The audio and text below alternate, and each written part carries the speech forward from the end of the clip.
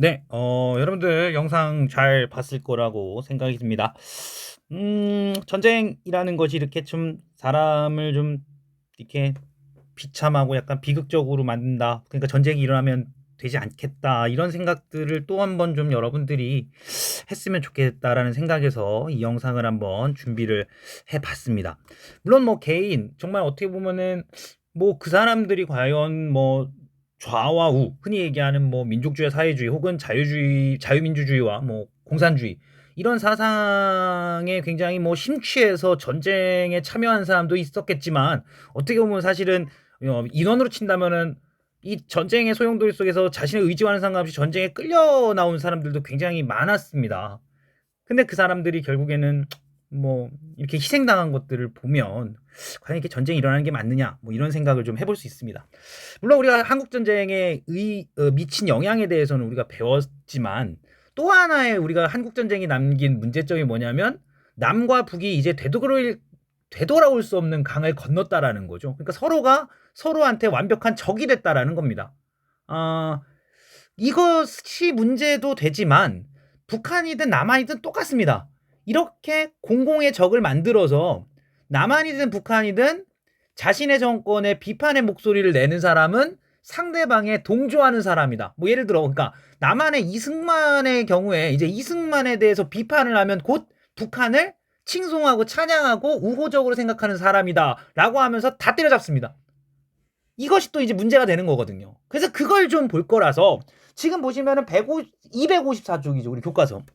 교과서 254쪽에 단원의 제목이 나와 있잖아요. 보면 자, 단원의 제목이 뭐냐면 이거. 자, 남한의 반공 독재입니다. 반공이라는 게 이제 공산당에 반대한다는 겁니다. 즉 남한이라는 나라가 가진 정체성은 공산당에 반대하는 것. 그것이 남한이 가진 국가의 정체성이라는 거죠. 예. 그럼 북한은 또 뭐 했냐? 북한은 북한의 사회주의 독재입니다. 예. 우리나라는 사회주의를 실현하는 나라니까 사회주의에 대해서 반대하면 그건 다 나쁜 놈, 남한을 칭송하는 사람이다라는 식으로 하면서 남한의 이승만과 북한의 김일성은 자신들의 권력을 점점 더 키워나가서 끝내 뭐에 들어가냐면 여기 보세요 여러분들 뭐야 여기 보면 독재 말 그대로 자신 1인만이 정치 그러니까 뭐 1인은 아닙니다만 이승만과 이승만을 따르는 그 세력만이 정치를 독점하는 그런 상황을 만들었다라는 거죠. 그래서 이 과정에 대해서 이제 우리가 하나 둘씩 알아볼 겁니다. 첫 번째로는 우리가 어디를 볼 거냐면 남한의 경우를 볼 겁니다. 남한. 자, 여러분들 남한 같은 경우에는 1948년도 5월 10일 날 총선거를 실시를 하죠. 총선거를 실시했다는 얘기는 국회의원을 뽑아서 우리가 흔히 얘기하는 재헌국회, 헌법을 만드는 국회를 구성했다는 겁니다. 근데 이 재헌국회는 특이하게 국회의원의 임기가 2년이었어요. 원래 국회의원의 임기는 이제 이 다음부터는 다 4년인데 재헌국회만 임기가 2년이었다고. 그 얘기가 뭐냐면 48년도 5월 10일 날 선거를 했으니까 2년이 지나면 48 더하기 2가 뭡니까 여러분들? 50이 되죠. 그러니까 1950년도 5월에 국회의원을 뽑아야 되는 거예요. 그래서 제 몇 대? 2대 국회의원 선거가 치러집니다. 제2대 국회의원 선거가 실시가 됐다 이거죠. 근데 문제는 뭐냐? 이 제2대 국회의원 선거의 결과를 봐야 됩니다. 근데 이 결과를 해보고 보니까 이 이승만 정부가 미는 국회의원들이 많이 된 게 아니라 이승만 정부의 정책에 대해서 비판, 즉 이승만을 좀 씹는 이런 성향의 국회의원이 다수 당선됩니다.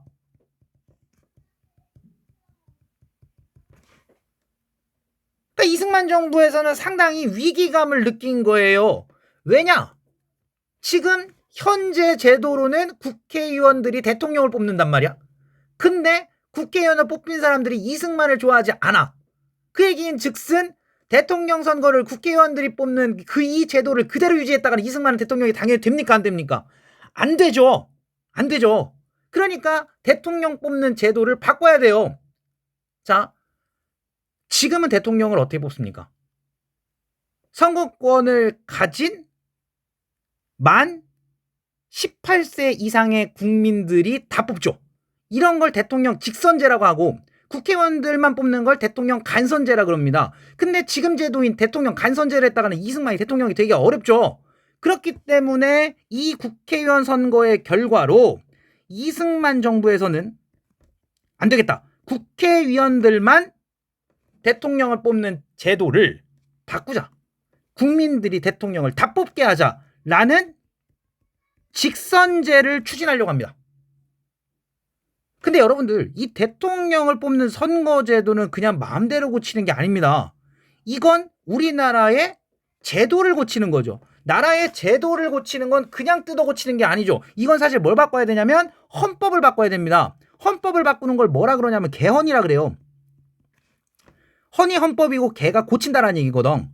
그래서 직선제로 대통령을 뽑는 헌법을 고치려는 직선제 개헌을 추진하려고 합니다.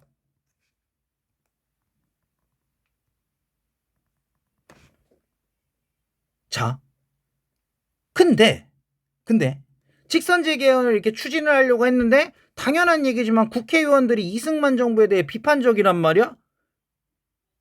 그러면 우리가 국회의원이 지금 제도만 유지하면, 국회의원들이 대통령 뽑는 지금의 제도만 유지하면 이승만 대통령 안 시킬 수 있어. 근데 굳이 국민들을 참여시켜서 이승만을 대통령 만들 필요가 없죠. 그 얘기인 즉슨 이승만 정부의 직선제 개헌을 많은 국회의원들이 뭐 했다? 반대를 합니다. 그래서 이 이승만 정부에서 대통령을 뽑는 1952년도가 다가오자, 야, 이거 지금처럼 이렇게 국회의원들이 대통령 뽑아버리면 이거 이승만 이거 대통령 안 되는데, 얼른 직선제로 바꿔야 되는데, 여러분들 개헌이라는 건 누가 해야 되냐면 이건 국회에서 해야 됩니다. 국회에서. 네. 국회에서 해야 된다고. 그럼 역시 국회에서 누가 해야 돼? 국회의원이 해야 되는데 국회의원들이 이승만 정부의 말을 듣습니까? 안 듣습니까? 지금 안 듣고 있죠. 그래서 이승만 정부가 정말 어처구니 없는 사건을 만듭니다. 그게 뭐냐면 52년도 5월이에요. 여러분들 1950년도 6월 25일 날 뭐가 터져요? 한국전쟁이 터지죠. 52년도 5월이래. 이거 언제냐면 여러분들 한국전쟁 중에 일어난 일이에요. 한국전쟁 중에 우리나라의 수도는 어디였냐면 부산입니다. 부산.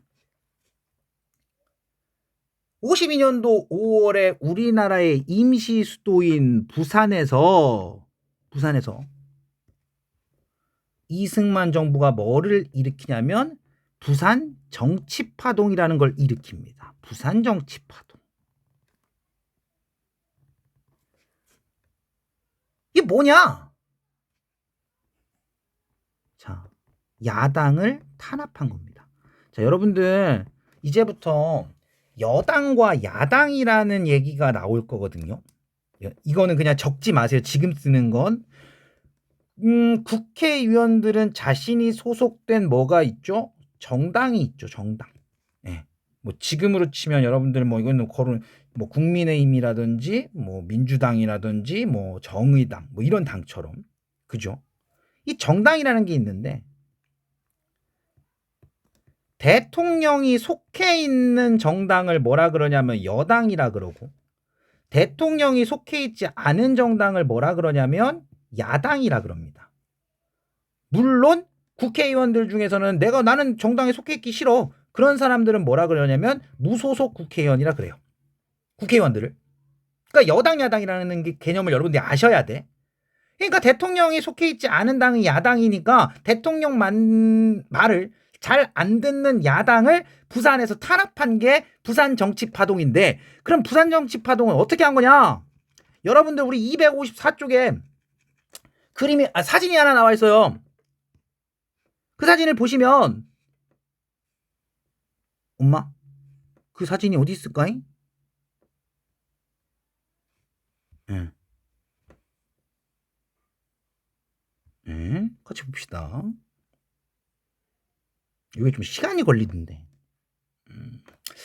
그래요. 아무튼 그리고 여러분들 뭐 오늘은 우리 도균이 사진만 보여드렸습니다만은 다음 시간에는 우리 둘째인 태균이를 한번 데리고 와서 좀 소개를 시켜드리겠습니다. 지금은 엄마 그 밥을 먹고 있기 때문에 우리 태균이를 데리고 올 수가 없었어요.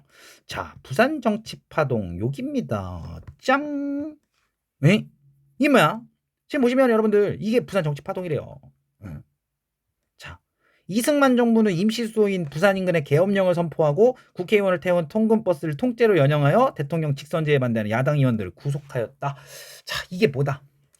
그러니까 야당 국회의원들이 말을 안 들으니까 국회의원들이 이제 국회로 출근을 하잖아요. 그 출근하는 버스를 납치해가지고 끌고 가서 협박하고 고문하고 탄압한 거라고. 니네 지금 우리가 대통령 직선제로 고칠 건데 여기 반대하면 너 가만 안 두겠어. 이런 식으로 협박했다고. 이 말이 안 되는 거죠. 말이 안 되는 거죠. 여러분들 더 무서운 게 뭔지 알아요? 여러분들 여기 보면 계엄령이라는 말이 나오거든. 계엄령이라는 말.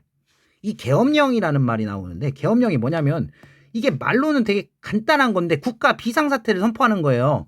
근데 국가 비상사태는 사실 엄밀히 얘기하면 이 계엄령이 국가 비상사태라는 거는 말 그대로 진짜 나라에 큰일이 나야 되고 뭐 이런 거잖아. 이 계엄령이란 뭐냐면은 국가의 모든 기능을 정지시키고 대통령 말이 곧 법이 되는 그게 계엄령이라고. 그러니까 이승만의 말을 안 들으면 다 가만 안 두겠다라고 선포한 게 계엄령입니다. 이런 식의 상황에서 출근하는 국회의원들을 버스에서 납치해가지고 끌고 가서 탄압한 거. 그 사건이 뭐냐면 부산 정치파동이에요. 그리고 나서 이승만 정부는 직선제로 임도균 지금은 동영상이 아니야.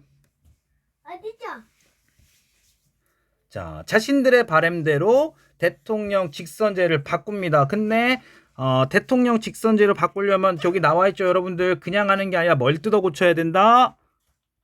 개헌을 해야 된다. 그래서 이 대통령 선출 방식을 직선제로 바꾸는 이승만 정부의 개헌을 뭐라 그러냐면 발췌 개헌이라 그럽니다.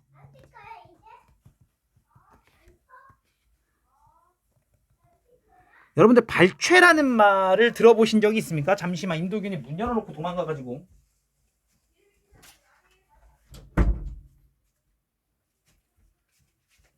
발췌라는 말의 의미가 뭐냐면 뭔가를 꺼낸다라는 얘기입니다. 그래서 뭘 의미하냐면 헌법을 다 뜯어고치는 게 아니라 대통령 선거와 관련된 거 하나만 뽑아서 그것만 고쳤다라고 해서 발췌 개헌이다라고 하는데, 발췌 개헌의 내용 자체, 그러니까 그 개헌의 내용 자체는 그 당시에 뭐라고 얘기했느냐? 자, 이승만 정부 중심의 대통령 중심제와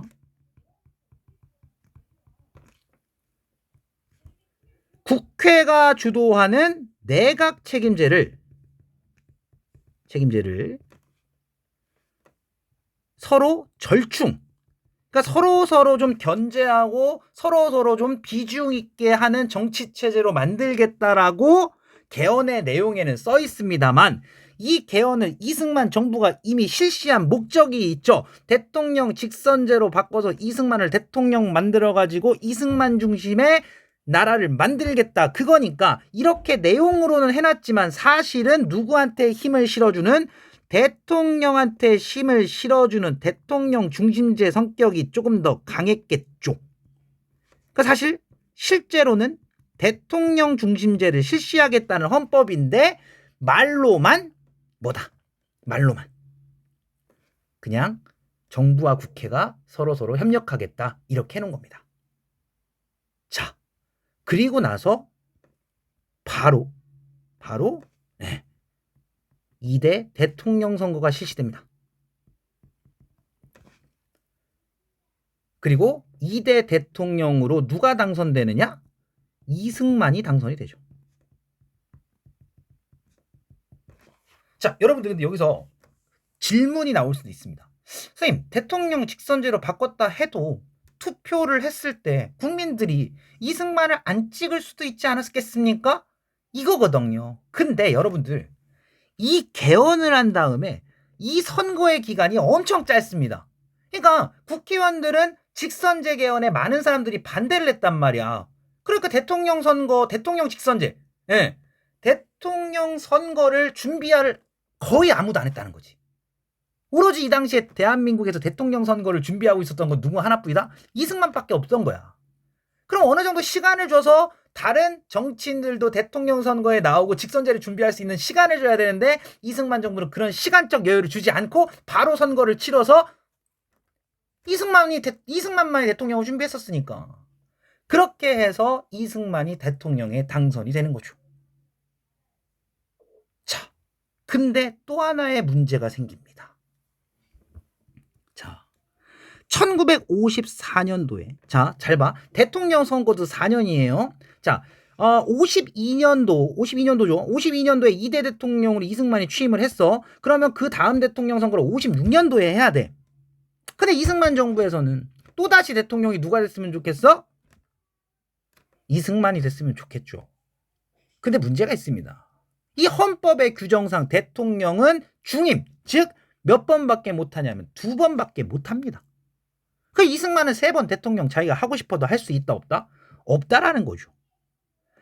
그래서 이승만 대통령을 2번밖에 못하는 이 제도를 고쳐야겠다라고 해서 헌법을 한 번 더 뜯어고칩니다. 그 뜯어고친 개헌이 뭐냐면 54년도에 4.4.5입 개헌입니다.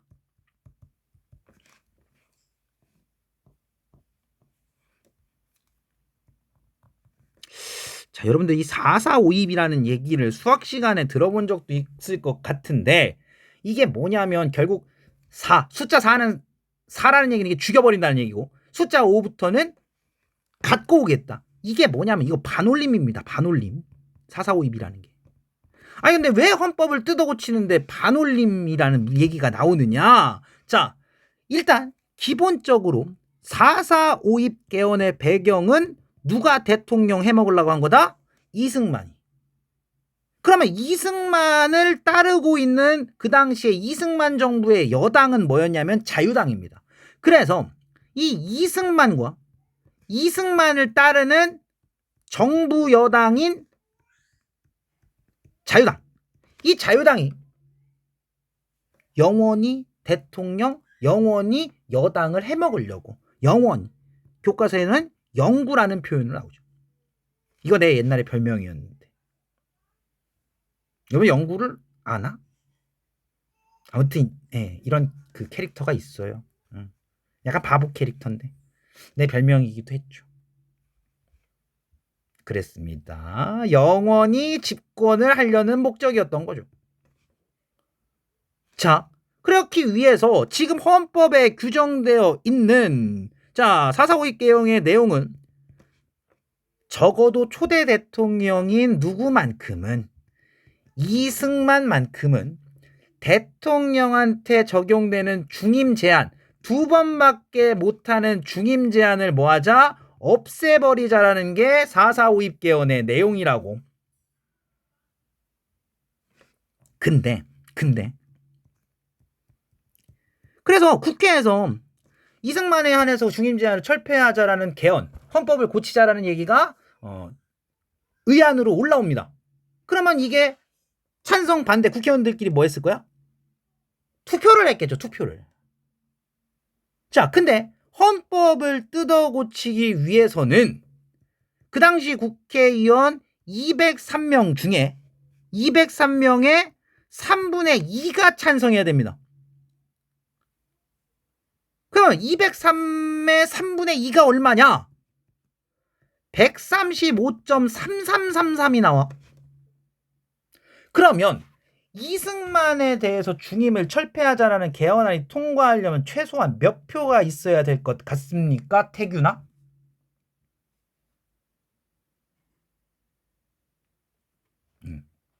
태균이는 이걸 듣다가 내가 정답을 얘기하기 전에 정말 진실된 마음으로 답을 저한테 카톡으로 보내주시기 바랍니다.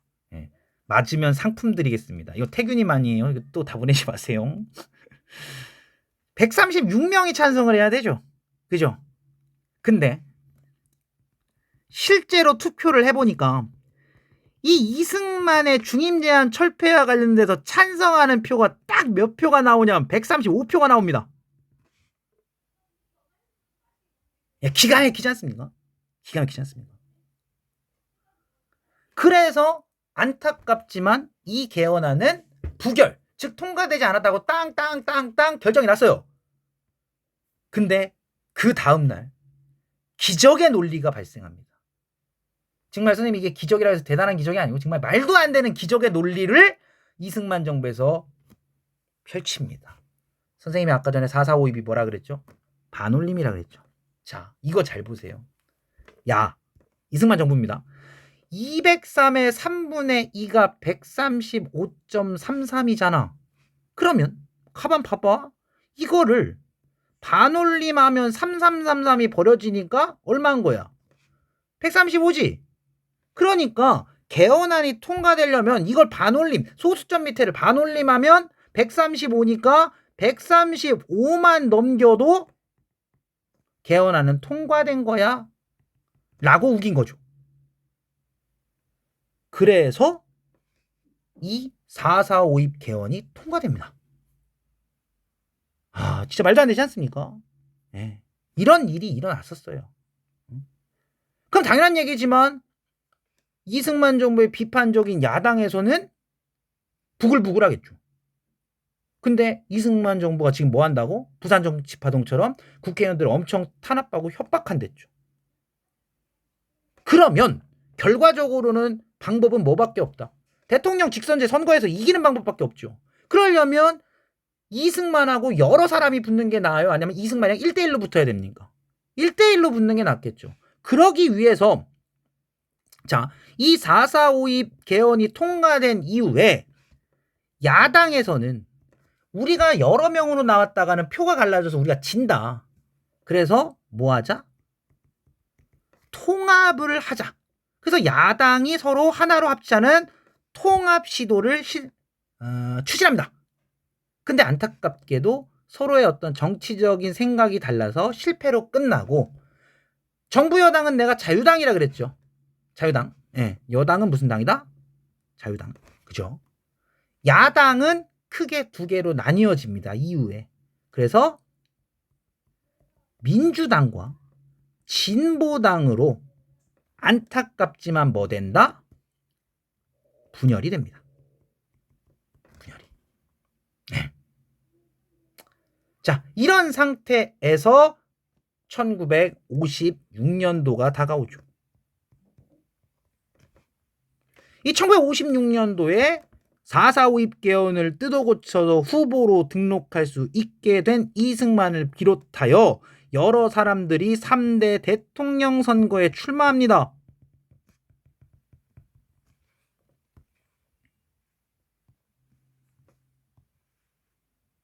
네, 3대 대통령.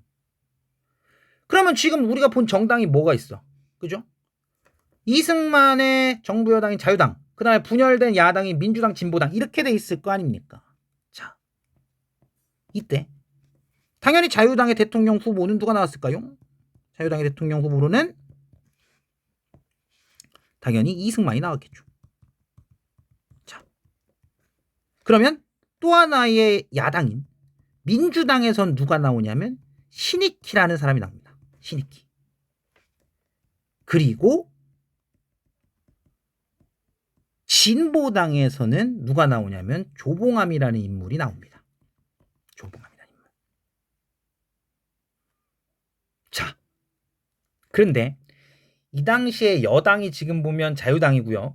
야당이 민주당이랑 진보당이잖아. 근데 그 당시에 세력이라든지 아니면 사람들한테 어느 정도 좀 더 인기가 있는 정당이 어디였냐면 민주당이었습니다. 진보당은 이 당시는 아직까지 엄밀히 얘기하면 정당을 아직까지 완벽하게 못 만들었어요.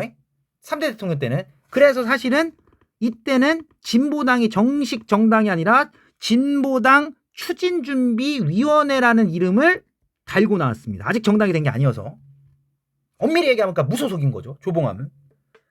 자, 이런 상황에서 자, 민주당하고 진보당 신익희 조봉암 중에 그 당시에 훨씬 더 사람들의 지지를 많이 받고 있었던 건 누구였냐면 신익희였습니다.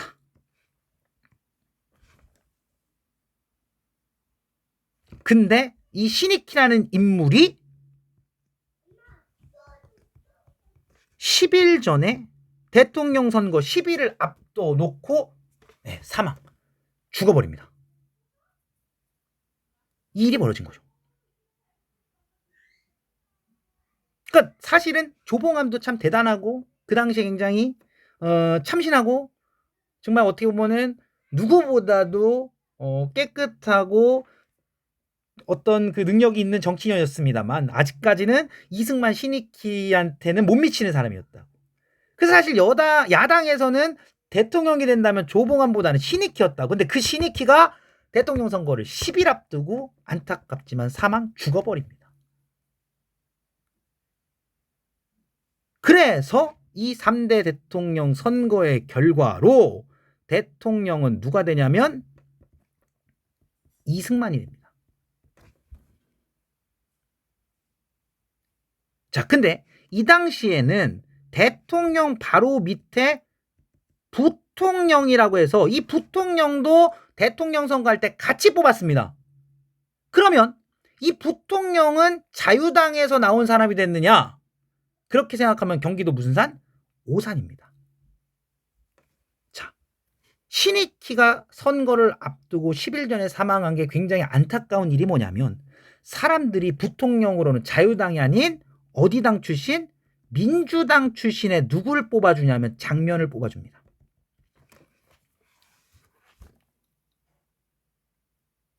그러니까 이 당시에 어떻게 보면 신익희가 대통령 선거에 출마했다면 결과는 몰랐을 거죠. 부통령도 당연히 자유당에서 됐어야 되는데 민주당이 장면이 된 걸 보면. 그리고 또 하나가 있습니다. 사실 조봉암이라는 인물이 그 당시에 약간은 좀 정치적인 어떤 세력, 인지도가 약간 밀리는 상황이어서 사실 대통령 선거를 치렀을 때 사람들이 다 이건 이승만의 완전히 완벽한 승리로 끝날 거다라고 했는데 이 진보당의 조봉암이 나름대로 선전, 그러니까 표를 생각한 것보다 엄청 많이 얻습니다. 그리고 이 조봉암, 진보당의 어떤 색깔이 뭐냐면 평화통일을 주장합니다. 네. 자, 여러분들 지금 6.25가 끝난 상황이죠. 그리고 자유당의 이승만은 나라의 어떤 뭐랄까요 정체성을 공산당에 반대하고 북한은 무조건 때려잡아야 될 대상이다 이렇게 한다 그랬잖아. 근데 조봉암의 진보당은 어떻게 얘기한다고? 아니다, 북한 때려잡을 대상이 아니라 우리가 함께 손을 잡아야 되는 평화통일, 이것이 우리 민족이 살 길이다 라고 주장하면서 사람들한테 나름대로 엄청난 인기를 끌어가기 시작한 겁니다. 그리고 이제 진보당이 실제로 만들어집니다.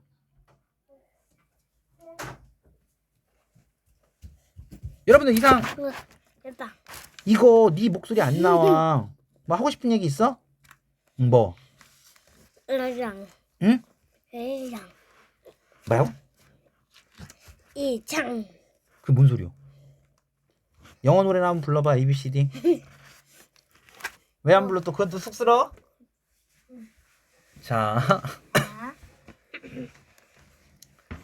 이래 이거 형 누나 집중해야 돼. 여러분들 이렇게 하면서 점차 진보당 조봉암이 사람들한테 인기를 얻어간단 말이야. 그럼 이승만과 자유당 입장에서는 이거 4년 뒤에 또 선거해야 되는데 이거 자칫 잘못하면 어떻게 되겠다. 조봉암한테 밀릴 수도 있겠다 라고 해서 어마어마한 사건을 또 일으킵니다. 여러분들 지금 봐봐, 내가 아까 이 얘기했지. 진보당 조봉암이 평화통일, 북한과 우리는 함께 가야 된다 이런 얘기. 근데 우리 지금 뭐야? 단원 제목이 나만의 먼 독재? 반공.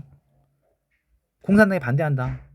공산당 북한이랑 친하게 지내자고 하는 놈들은 다 북한과 손잡고 북한의 어떤 지령을 받아서 행동하는 나쁜 놈들이다. 이렇게 몰고 간다 그랬잖아요. 그래서 이 평화통일을 주장하는 이 진보당과 조봉암을 북한과 손잡은 세력이다라고 해서 니네는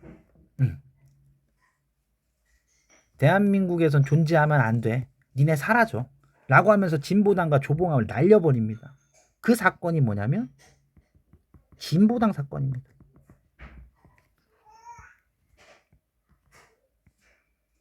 자, 여러분들 이 진보당 사건을 일으켜서요. 조봉암 뭐 하냐면 처형합니다. 처형. 사형시켜 버렸다고. 그리고 진보당을 뭐 시켜 버리냐면 해체시킵니다.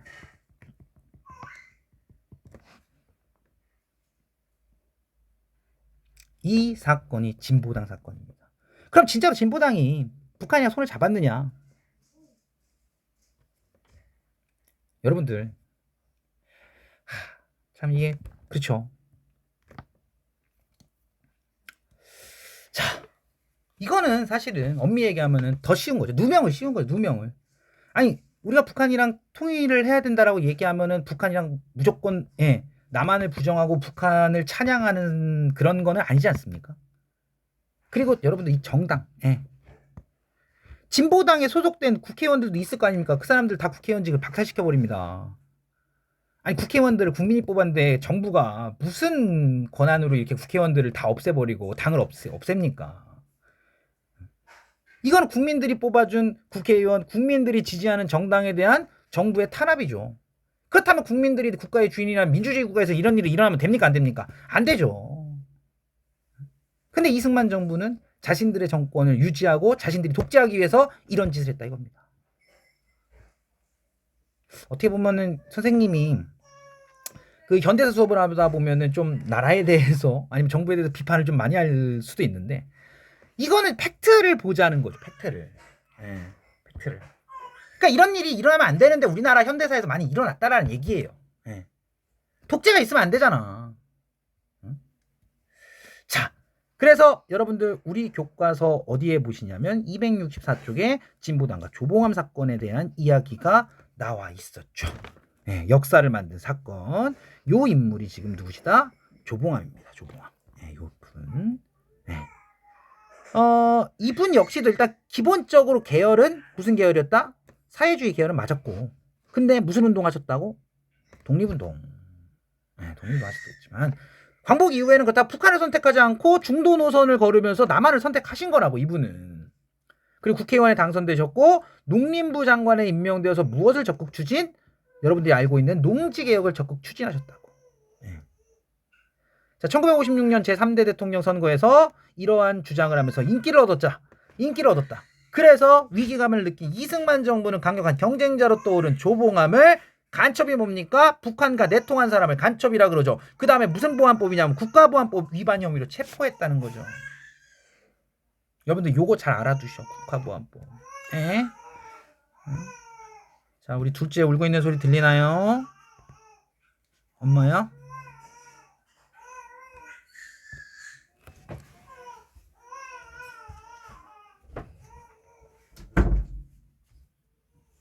이 국가보안법이라는 게 뭐냐면 대한민국이라는 국가를 위기에 빠뜨릴 만한 사람들을 잡아넣는 법이 국가보안법인데 이 법으로 말미암아서 정부에 대해서 비판적인 목소리를 내면 너는 국가를 뭔가 박살내려는 나쁜 사상을 가진 사람이야 라고 하면서 막 잡아들인 법이 이 국가보안법입니다. 국가보안법이라는 이 법으로 너무나 많은 사람들이 탄압을 당했어요. 이 국가보안법 문제는 선생님이 나중에 한번 또 얘기를 한번 할 얘기가 있겠지만 사실 의미 자체는 존재해도 되는 법일 수도 있어요. 왜냐하면 대한민국이라는 국가가 존재하고 우리나라잖아. 근데 그 대한민국을 위기에 빠뜨리려는 사람들은 당연히 처벌받아야 되죠. 그런데 이 법을 만들어 놓고 너무나 많은 사람들을 마치 북한이랑 동조하는 세력, 여러분들 빨갱이라는 말 들어보셨습니까? 빨갱이로 몰아서 이 법으로 너무 많은 사람들을 어떻게 보면 법을 악용하는 법으로 쓰였기 때문에 이게 문제가 되는 거죠. 그래서 결국에는 진보당은 58년도 해체되고 59년도에 조봉암은 처형됐습니다. 그럼 지금도 조봉암은 빨갱이로 낙인 찍혀 있느냐? 그 밑에 나와 있죠. 2007년 진실화해를 위한 과거사정리위원회는 조봉암의 사형을 인권유린이자 정치탄압으로 보고 재심을 공고했다. 이후 2011년 대법원은 조봉암의 혐의에 대해 무죄 판결했다. 조봉암의 사형은 정치적 경쟁자를 공산주의자로 몰아 제거했던 이승만 반공은 독재의 일면을 보여주는 사건이었다. 자, 뭐 좀 안타까운 일이죠. 그럼 북한은 어땠느냐? 북한도 마찬가지예요. 뭐 제가 수업 처음에도 얘기했지만 김일성의 어떤 독재를 확립하기 위해서 선생님이랑 수업할 때 선생님 김원봉 얘기하잖아요. 김원봉 북한 가가지고 결국에는 숙청당했다고. 남아있는 북한이 잘한 거 별로 없어요. 아무튼 좀 이런 일들 일어나서 안 되는 이런 일들이 이승만의 어떤 독재 시기에 일어났다. 오늘 여기까지 포인트입니다. 자, 수업을 이제 하다 보니까 좀 시간이 많이 지났네요. 온라인 때라 여러분들한테 수업 부담을 안 주려고 했는데 강의 시간만 벌써 35분입니다. 자, 오늘 수업은 여기까지 하는 걸로 하겠습니다. 자, 여러분들 수업 듣느라 고생 많으셨고 뭐 빠른 발은 월요일부터 이 수업을 듣고 느린 발은 수요일부터 드릴 텐데 아무튼 한 주간의 온라인 수업 즐겁게 하시기 바라겠습니다. 여러분들 안녕.